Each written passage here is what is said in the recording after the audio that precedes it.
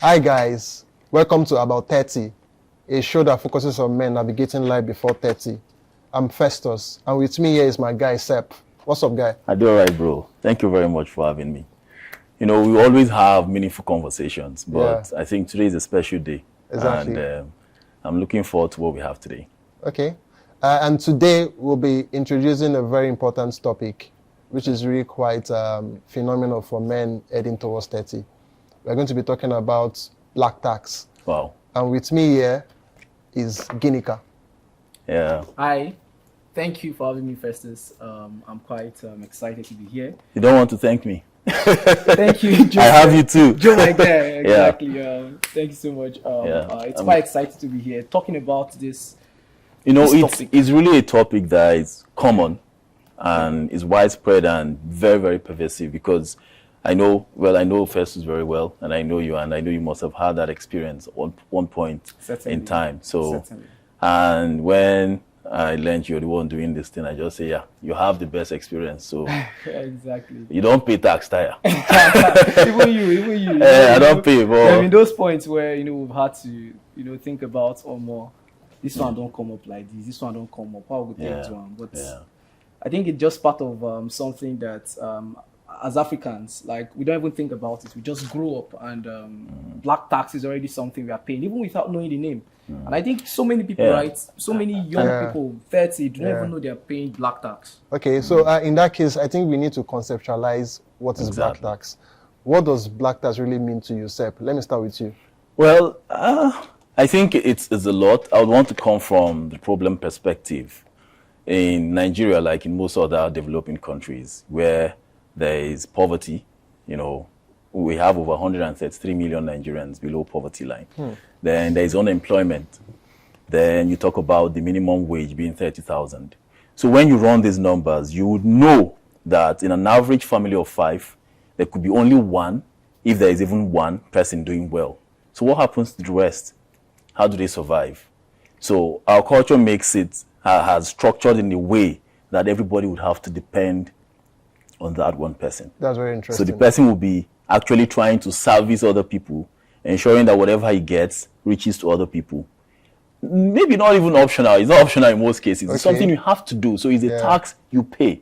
So, but I think, like I said, you don't pay tax, tire. So you're in a better position to tell us what it means. So Ginika, what do you think? I like the word that Sep used. Sep used the word servicing, especially if you're from a family where you're the firstborn, you're the breadwinner, and they look up to you. So what do you think about that? What's your own concept of black tax? Well, black tax is a concept that originated, I think, in African cultures. It's something, prevalent across Africans and African cultures. Simply, it's just a sense of financial obligation. A financial obligation to help your siblings, to help your community, to help your family members. Especially when you get to an age where you can, help them. So the black tax in itself, it's a concept, right? It's not as if there's maybe there's a laid down rule, but because it's something that we feel as Africans, right? Africans are deep rooted in societal and community values.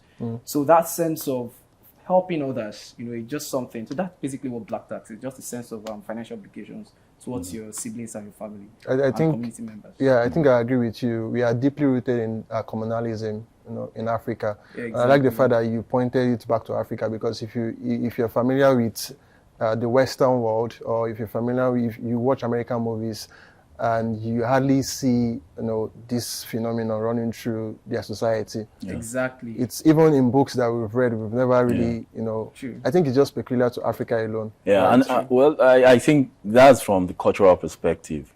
Then from the economic perspective, I would want to believe that countries like you mentioned, the developed countries, they are not subjected to that economic hardship. So if we are 5 in a family, almost everybody at least is earning well or is being paid minimum wage. So I don't have this unusual expectation of you, Festus, maybe my elder brother, that you're going to service me. Or if I need 2K, you go give me. If I need 5K, I will call you. So all those basic things, 5K, 10K, if you don't get them, tire. So maybe when there's a bigger problem, that's when I can come to you, or we can come together and find it. So yes, there's a cultural aspect, but again, I think the economy and the way we run things in this developed part of the country, I think, is one of the factors. And I think that brings me to the next, let's say, subset of the topic that we are discussing today. We are talking about let's talk about the situation, right? You talk about the economic situation. What do you think about that, Ginika? Economic situation in Nigeria. Yeah, and how it fuels black tax. Exactly. I think he mentioned something quite powerful, right? American movies generally, if you watch, I remember watching one American movie, and I think this guy was like 18 years. Okay. At 18 years, his mom was like, hey, you need to leave this house, right? So he was like, Mom, please, can I just stay for a little while? And guess what? He was paying rent in his own house. Guy, you know if it happen for Nigeria? Yeah, sure. Nigeria, you go dey 30, guy, you dey for your mama. I say 40, which one be 30? 40, you know they pay rent. This is about 30, but men we don't clock 40 even need this episode, because right? country is hard, man. So now imagine that kind of culture, right? Where at 18 you're expected to pay rent, you're expected to hustle for yourself. So there's this level of independence, right? It's like I don't have to cater for my siblings. But in Nigeria, right, the economy even makes things worse, where one person is doing well and you have to now start thinking at 20, 21, 22, what of my younger sibling? What of that guy, the 9-year-old sibling you have? Even extended family. Once your extended family, they see, man, you're already working somewhere. It's like, thank God. Festus is finally there, please. Sure. And the billing starts. You know, these days, me and my guys, we coined the word for it. Billing will be. Oh, wow. That's an interesting one. I never knew that. That's another way to call black tax, billing. Basically, that's just what it is. Now let's talk about another important concept, which is, growing up in your family. I'm sure, are you the firstborn? I don't really know your position in the family, but growing up in the family, you have siblings who look up to you, right? Yeah. And you have relatives who also look up to you. How have you been able to, let's say, bridge the gap between helping them always and at the same time catering for yourself and your finances too? Because when you're 30, you have, or before you clock 30, or when you're an adult, you have different responsibilities. So how do you separate that? How do you separate that blurring line between helping them and also taking care of your own self and other responsibilities that you might have, including investments and other things you have you want to use your money for? So you see this question, right? This question is a question that speaks to possibly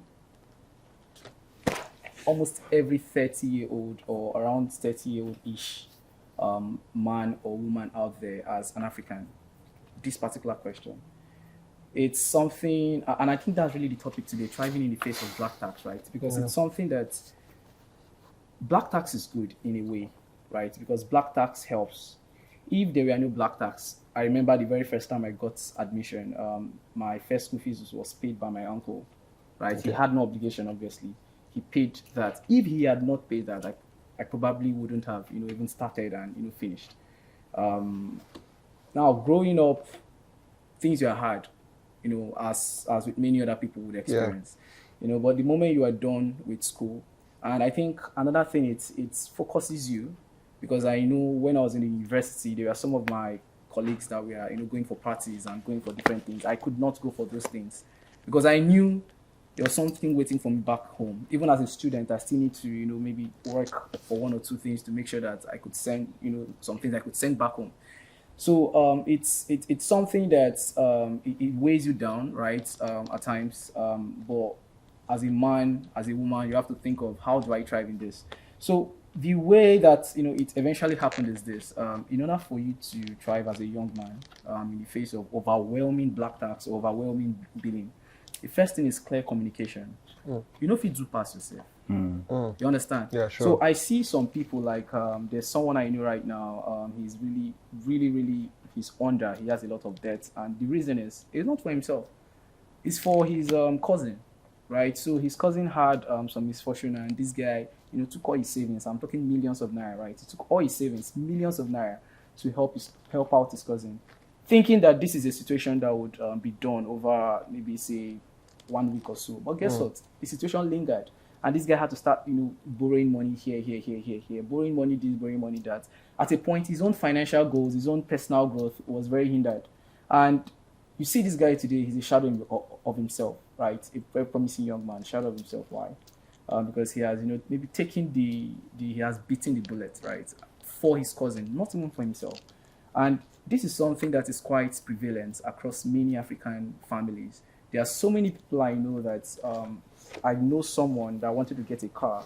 10 years later, he had the money for the car. 10 years later, he never bought that car. But if you ask him, what did you use that money for? He can't point something he used the money for, because he gave 200K to AK, gave another 500K to Misioma, and then the other 300K to Ayo.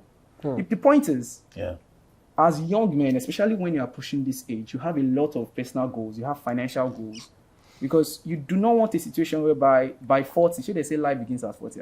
Sure. Imagine say you did 40 now, fit once. You want to something. go to Mykonos now in Greece now. You want to go with your family. Yeah. But if you don't plan very well, right? Which I think this even leads us to the next part of this conversation. Yeah. And I will still come back to some of the challenges, because there are many of them. Yeah. But while you're talking, something struck me. And I remember one stuff I read online. It talks about toxic charity by Bob Lupton. And it speaks to the, I don't know how they frame the concept, but if you give something to someone, they appreciate it the first time. The second time, they anticipate that you're going to do that favor again. The third time, they expect it. The fourth one, they feel entitled. Then the fifth one, they depend on you fully. And any day you cross that fifth step and you stop doing that, and you turn an enemy.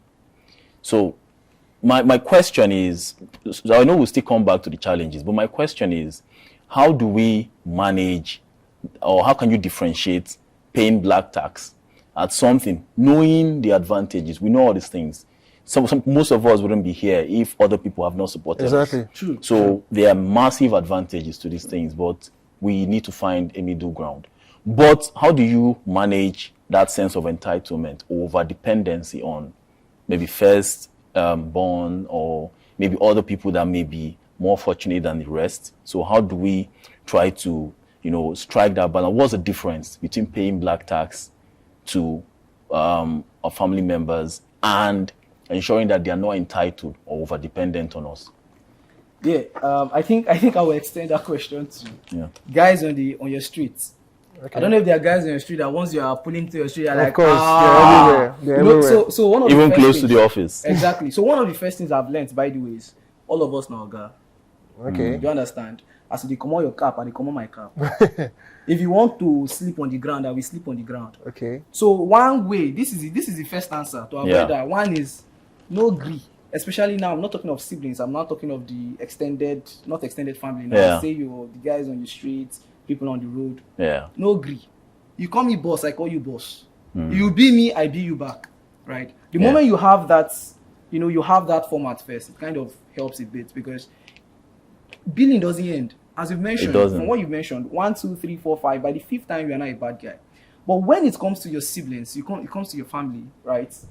And I think this is very, very important, right? It comes to your family and your siblings. The very first thing is you have to set clear communications. As I said, you don't pass yourself. Okay. It has to be very clear.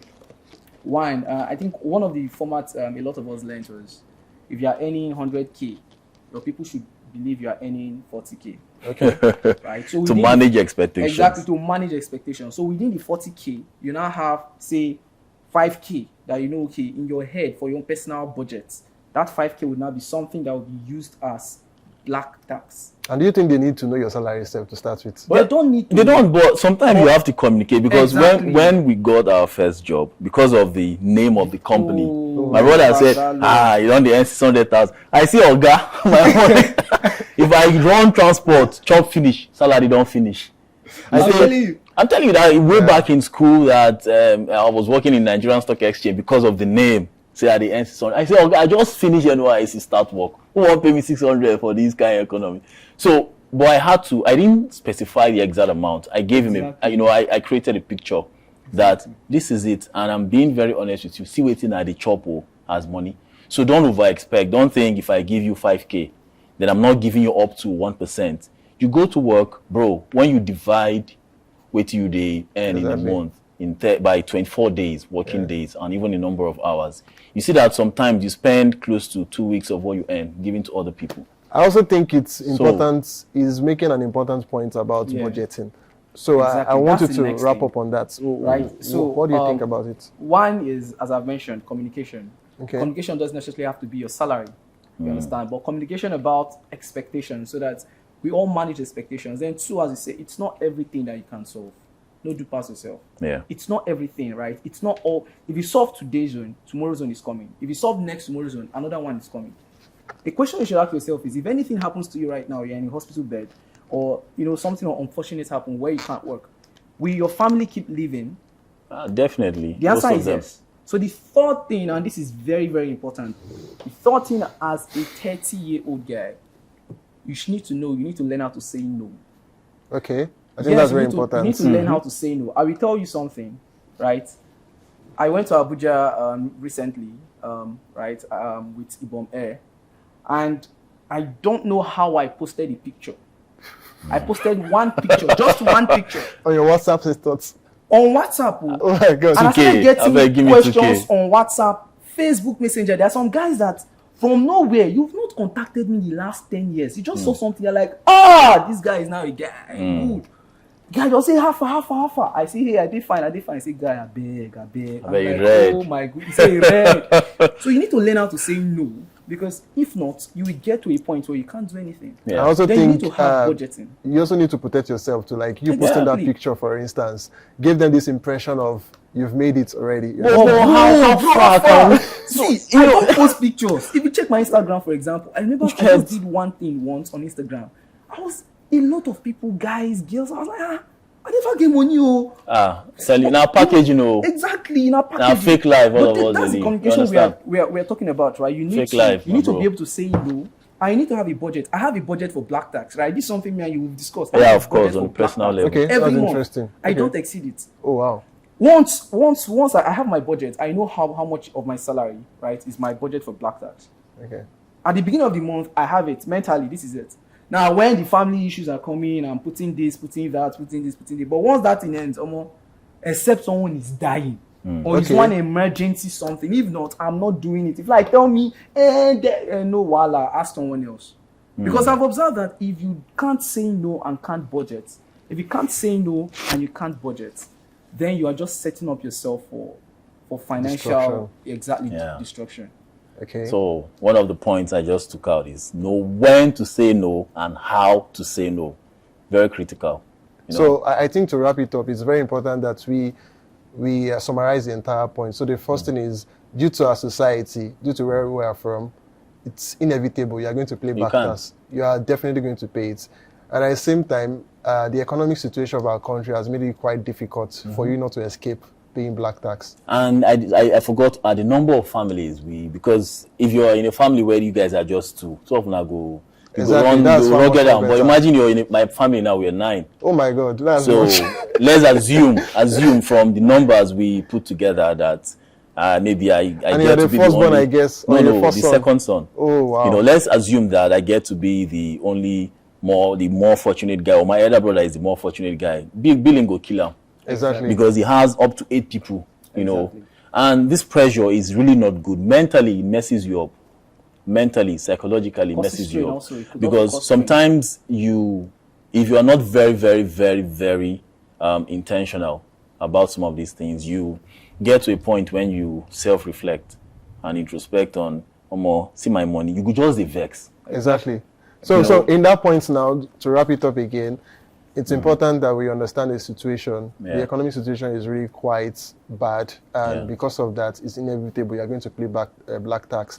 Yeah. But at the same time, it's important for you to know that why you are paying back in a way, you're paying back to your family members, to people who helped you, and also helping your parents as well. You should also remember that you should learn how to manage expectations, manage your expectations. Learn to say no. Learn to say no, and at the same time, you should have a budget for black tax as well. Black tax. Then, and finally, you should learn how to protect yourself. Like you mentioned, you Exactly. posting pictures and people think you've blown already. And So you post And I strategically. think one last thing is you also need to invest in the sense of invest in people. oh wow, Those Now families.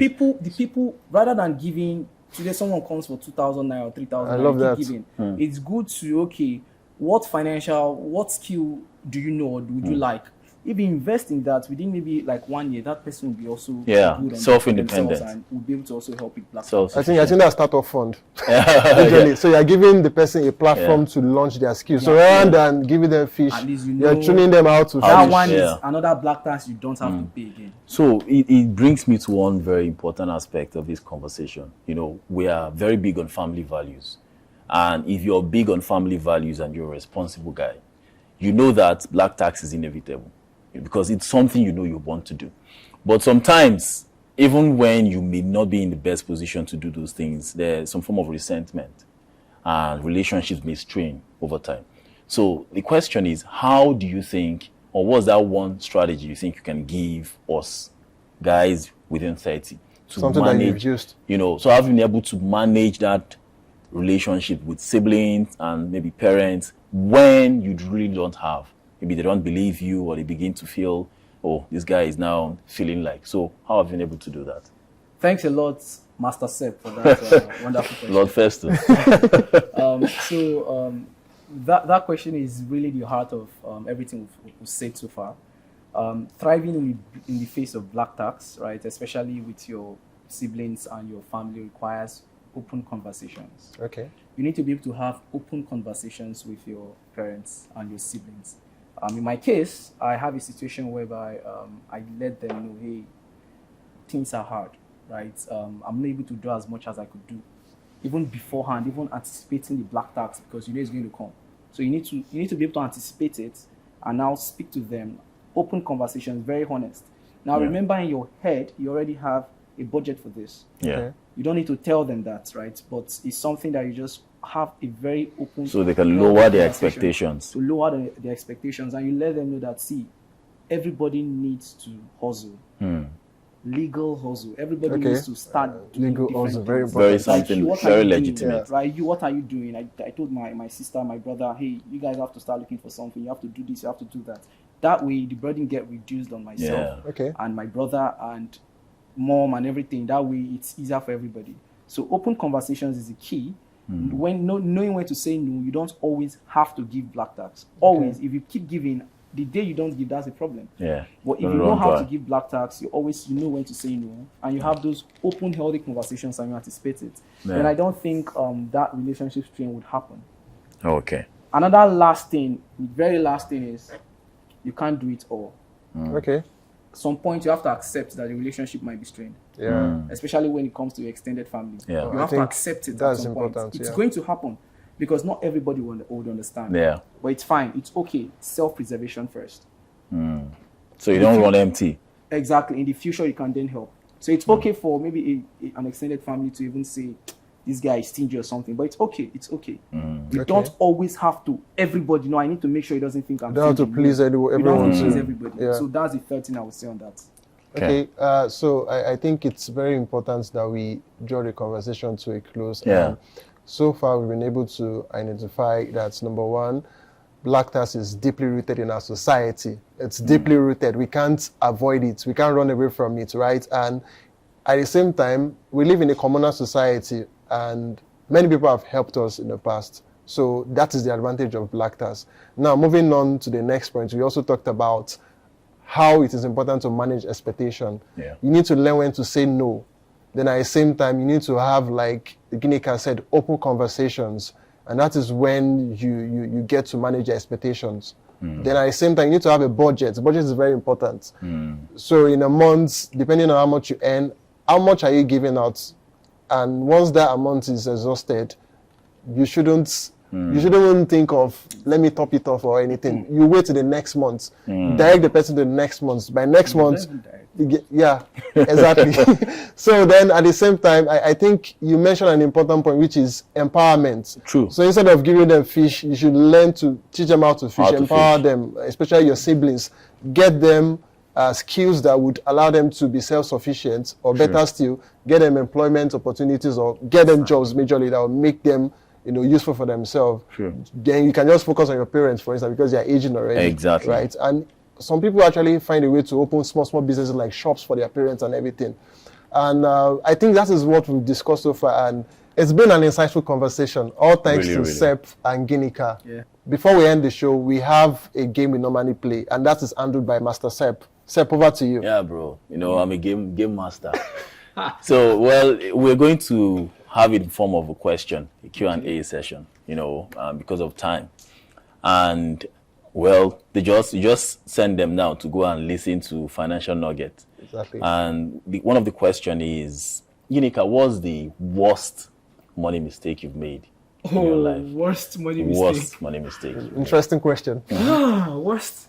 Okay, well, worst money mistake would be in terms of amount involved, or in terms of maybe the opportunity lost or something. Yeah, both. Then again, the context, because in 10 years, losing 5 million may mean nothing to you. But now, if you lose 1 M, you go enter you where.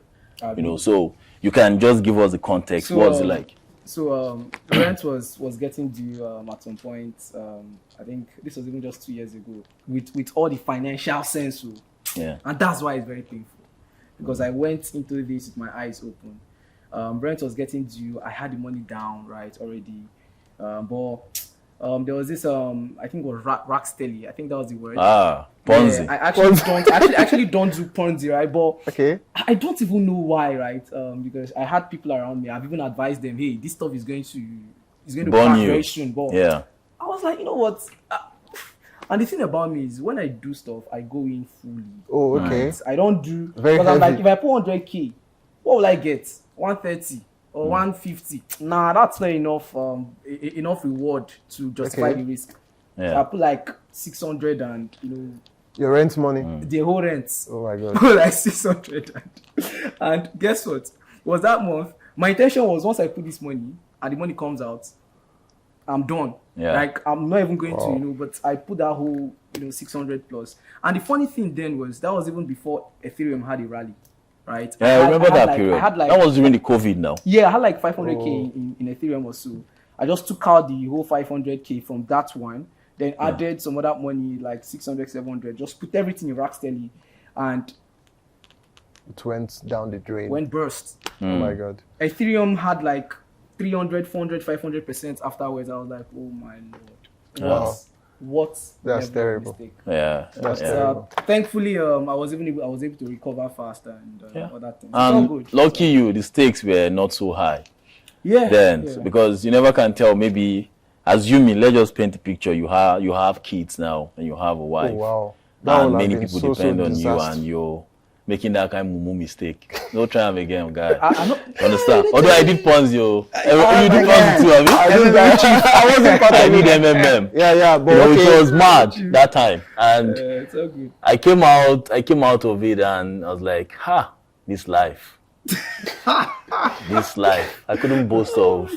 Well, these things are painful experiences, but the consolation is, at least the stakes were low as of that time, and we've taken the lessons, So okay, so I think that makes so much sense. The fact that we've learned from these mistakes that we've made, and I think that should bring us to the end of this episode. And you guys have been really insightful in your advice and your submissions. Thank you, Ginika. Thanks, Lord Festus, my guy.